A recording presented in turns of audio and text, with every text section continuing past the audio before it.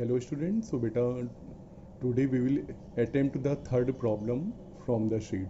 Okay, and you know that the topic is going on recursion. So children, first of all you are supposed to go through the problem itself. The third problem, children, this problem also has appeared in the board examination. So now just look at the problem what is told. A class rev_str has been defined to use a recursive method to reverse a string and check whether it is a palindrome or not. The detail of the class are given below. The name of the class is given as rev_str, and children, two data members are there, str and rev_st.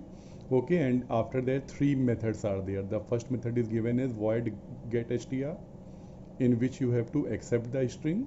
Then the second method is given as void recReverse int. Children, it accepts an integer argument and it reverses the string using the recursive technique. ठीक है, आपको एक word की entry लेनी है और फिर उसको रिकर्सिव टेक्निक से रिवर्स करना है. और the third method is given void check to print the original string, the reversed string and whether the string is palindrome और नॉट. तो हमें बेटा ये भी बताना है कि स्ट्रिंग पैलिंड्रोम है कि नहीं. और फिर ये बाकी चीज़ें बताई गई हैं. Specify the class rev_str, giving the details of the function void getStr, void recReverse and void check.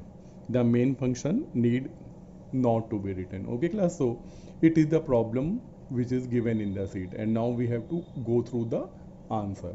Okay children, so if you will look at the answer, now it is at front of you.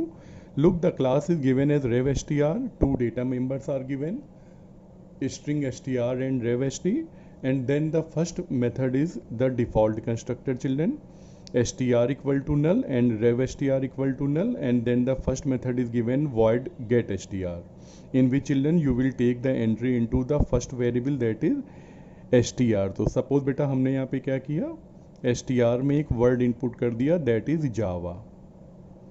ठीक है, अब हमें क्या करना है, we have to reverse the word Java and store the reverse of this word into the second data member that is rev_st. ठीक है, तो str को रिवर्स करके rev_str में स्टोर करना है. ठीक, इसके बाद we move to the next method. The method is given void recReverse int. ठीक है, void recReverse int, it is the recursive method children, है ना. It is the recursive method which is responsible for reversing the string str. Okay, and whatever is the result that will be stored into the second data member that is rev_st. तो ये सारा काम जो main जो यहाँ पे portion है, main जो जिम्मेदारी है वो recReverse के पास है. ठीक है, तो ये कैसे काम करेगा ये देखते हैं. इसके बाद जो लास्ट फंक्शन है बेटा वो है void check. void check में हम लोग क्या करते हैं, देखिए, recReverse str डॉट लेंथ -1. तो ये बेटा सबसे इंपॉर्टेंट लाइन है यहाँ पे पहली. देखिए हम लोग यहाँ पे क्या कर रहे हैं, recReverse को कॉल कर रहे हैं. recReverse यानी अपने रिकर्सिव फंक्शन को यहाँ पे बेटा हम लोग कॉल कर रहे हैं. ठीक है, और क्या पास कर रहे हैं, str डॉट लेंथ -1. तो आपको पता है कि str की वैल्यू क्या है यहाँ पे, जावा. तो बेटा जावा की जो लेंथ है वो कितनी आएगी यहाँ पे, जावा की जो लेंथ है वो कितनी है, 4 कैरेक्टर्स. ठीक है, और आपको पता है कि जब 4 कैरेक्टर हैं तो इसके जो कैरेक्टर्स हैं वो कहाँ स्टोर होंगे, 0 1 2 3. तो जो लास्ट अल्फ़ाबेट होगा वो 3 पे होगा और फर्स्ट वाला 0 पे होगा. तो बेटा मैंने यहाँ पे कॉल किया फंक्शन recReverse और फिर क्या किया, पास कर दिया str डॉट लेंथ -1. तो लेंथ 4 है तो यानी क्या पास कर दिया हमने, 3 पास कर दिया. तो यानी पहली जो फर्स्ट कॉल होगी उसमें i की वैल्यू क्या पास हो जाएगी, 3 पास हो जाएगी. और अब इसके बाद कैसे काम होगा, यानी कि कैसे जो str है वो अपनी वैल्यू को रिवर्स करके rev_st में स्टोर करेगा. हम लोग जरा ये जो वर्किंग है ये यहाँ पे चेक करते हैं. ठीक है, तो इसकी मैंने जो वर्किंग है वो यहाँ पे की हुई है अगली शीट पे, इसको देखिए ध्यान से. तो देखिए बेटा यहाँ दो वेरिएबल हैं, एक है str जिसमें जावा स्टोर है और सेकंड वेरिएबल कौन सा है, rev_st, जो भी कैसा पड़ा हुआ है, ब्लैंक है कि नहीं. और ये देखिए हमने यहाँ पे पहली कॉल कर ली है recReverse और वैल्यू क्या पास की थी आपको याद है, 3 पास की थी अभी, है ना. तो ये देखिए फर्स्ट टाइम जो वैल्यू आएगी recReverse में वो कितनी आ जाएगी, यहाँ पे 3 आ जाएगी. अब जब वैल्यू जब 3 आई है तो अब ये कैसे वर्क करेगा जरा देखिए. यहाँ पे क्या बोला है, if 3 is less than 0, if i is less than 0, no. आपको पता है i की वैल्यू 0 नहीं है तो कंट्रोल कहाँ शिफ्ट हो जाएगा, एल्स में, और क्या करेगा, rev_st equal to rev_st plus str dot charAt i. तो ये बेटा क्या करने वाला है आपको पता है ना, str डॉट कैरेट i, और आपको पता है i की वैल्यू 3 है. तो यहाँ पे ये क्या निकाल के लाएगा, ए निकाल लाएगा, ठीक है। और इस ए को कहाँ ऐड कर देगा, रेव एस टी में ऐड कर देगा। तो जो रेव एस टी में बेटा जो फर्स्ट वैल्यू है वो क्या ऐड हो जाएगी, ए ऐड हो जाएगी। तो ये देखिए मैंने क्या लिखा, जब 3 आया rev S T equal to rev S T plus A, तो पहली वैल्यू यहाँ पे ए ऐड हो गई। और फिर क्या किया हमने, रेक रिवर्स आई माइनस वन। ये देखिए अगली जो लाइन है यहाँ पे क्या है, रेक रिवर्स आई माइनस वन, जो सेकेंड लाइन है। तो हमने यहाँ पे अपने फंक्शन की सेकेंड कॉपी कॉल कर ली। तो ये देखिए रेक रिवर्स टू, ये क्या करेगा, अपनी सेकेंड कॉपी यहाँ पे कॉल कर लेगा। तो ऐसे बेटा मेरा ये जो पहली कॉल है ये यहाँ पे हो गई। फर्स्ट कॉल में ध्यान दीजिए हमने काम क्या किया बेटा, अपना जो वर्ड था जावा, इसका जो लास्ट कैरेक्टर था 3 वाला ए, ये हमने फेच किया और इसको रेव एस टी में स्टोर कर दिया, ठीक। इसके बाद हमने अपनी सेकंड कॉल कर ली और यहाँ पे इंडेक्स की वैल्यू एक कम कर दी, ठीक है। आई की वैल्यू 3 थी तो आई माइनस वन यानी 2 लेके सेकंड कॉल में मूव कर गए।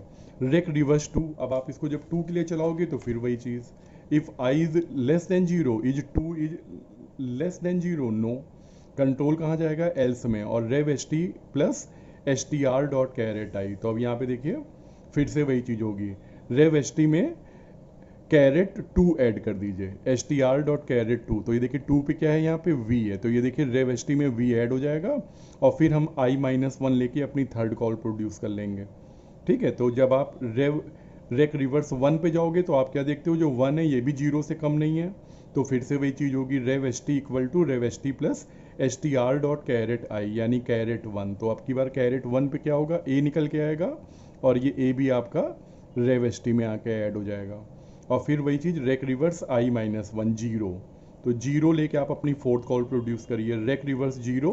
और अब आप जब इसको बेटा जब यहाँ पे चेक करोगे तो फिर यहाँ चेक करिए, if I is less than zero, if zero is less than zero, no, control will shift to the else part and rev S T plus S T R dot charAt zero, ठीक है। तो आपकी बार क्या होगा, rev S T में charAt zero add होगा, तो जीरो पे कौन है, जे, तो ये जे आपका बेटा रेव एस टी में ऐड हो गया। और इसके बाद फिर क्या कहेंगे, rec reverse zero minus one, zero minus में वन मीन्स माइनस वन लेके हम अपनी फिफ्थ कॉल प्रोड्यूस करेंगे, ठीक है। और जब आप बेटा अपनी फिफ्थ कॉल में आओगे तो आपको पता है कि आई की वैल्यू कितनी हो चुकी है, माइनस वन, ठीक है। अब आप चेक करिए, is minus one is less than zero, yes. आपकी बेटा आपका जो बेस केस है रिकर्सिव मेथड का, दैट विल गेट ट्रू। और अब की बार जो स्टेटमेंट एग्जीक्यूट होगा वो क्या यूज होगा, रिटर्न, ठीक है। तो ये देखिए यहाँ पे कौन सी लाइन आपकी एग्जीक्यूट हो जाएगी, रिटर्न वाली, ठीक है, केवल रिटर्न। और आपको बेटा याद हो मैंने आपको पहले भी बताया था क्लास 11th में भी 12th में भी, ठीक है, कि जो ये थोड़ा सा सरप्राइजिंग लगता है काफ़ी बच्चों को, कि आप ध्यान दीजिए तो जो फंक्शन का जो हेडर है, प्रोटोटाइप है, इसके नाम के पहले क्या लिखा हुआ है, void, ठीक है। And you know that what does it mean, all of you know very well that if a method is declared with the void keyword, it means the method returns nothing, ठीक है ना, the method can return no value, okay, although we are making use of the return statement in this method, ठीक है। तो क्यों कर रहे हैं ऐसा हम लोग, क्योंकि देखिए बेटा हम दोनों कंडीशन यहाँ पे फुलफिल कर रहे हैं। मैंने आपसे बताया था कि जो रिटर्न जो कीवर्ड है children, that performs two job, okay, it is use to return a value to the calling method as well as it also shift the control to the calling method, ठीक है ना। यानी कि दो काम करता है, वैल्यू तो रिटर्न करता ही है, साथ में ये कंट्रोल भी शिफ्ट करता है। तो यहाँ पे बेटा जब मैंने केवल लिखा ब्लैंक, यहाँ पे लिखा रिटर्न, तो क्या क्या मतलब है इसका, कि देखो हम लोग यहाँ कोई वैल्यू नहीं रिटर्न कर रहे हैं, रिटर्न के बाद आप देखो कोई वैल्यू नहीं लिखी है ना।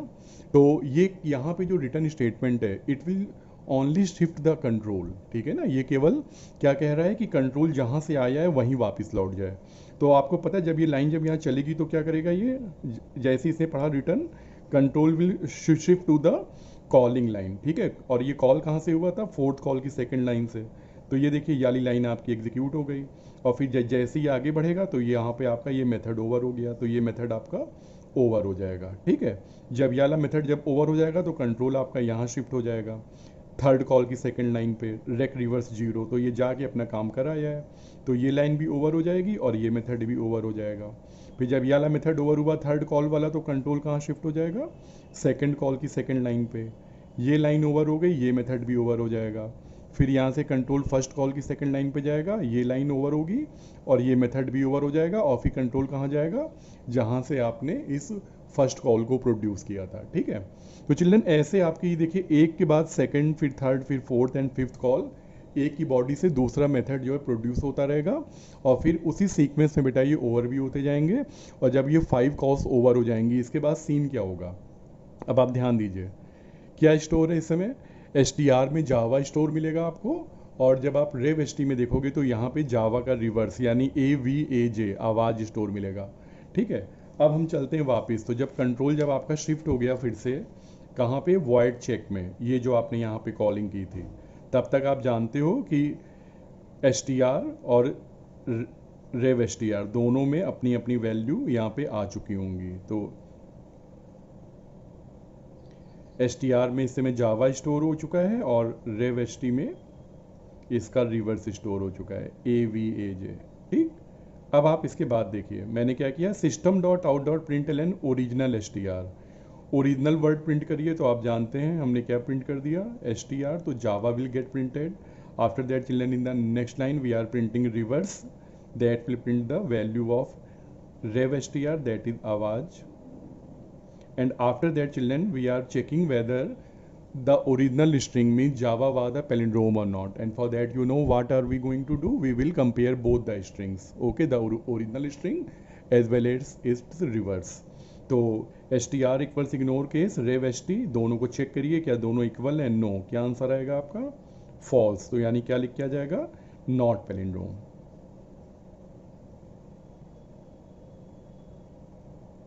और आपको पता है बेटा कि अगर आपका जो है रिवर्स ओरिजिनल के इक्वल अगर आ गया होता तो अभी मेरा आंसर क्या प्रिंट हो जाता है, यहाँ पे पैलिंड्रोम प्रिंट हो जाता। ओके, तो क्लियर है चिल्ड्रन। तो यहाँ पे आई होप कि ये प्रोग्राम क्लियर हो गया होगा, आपने खूब रिवर्स पैलिंड्रोम के प्रोग्राम बनाए हुए हैं ऑलरेडी पहले, ठीक है। बस खाली यहाँ पे चेंज क्या हुआ है कि हम लोगों ने एक वर्ड को रिवर्स किया है, स्टोर किया है एक सेकेंड वर्ड में, और वो भी रिकर्सिव टेक्निक से। ओके, चलिए थैंक यू वेरी मच, अगली बार मिलेंगे तो फिर काम करें।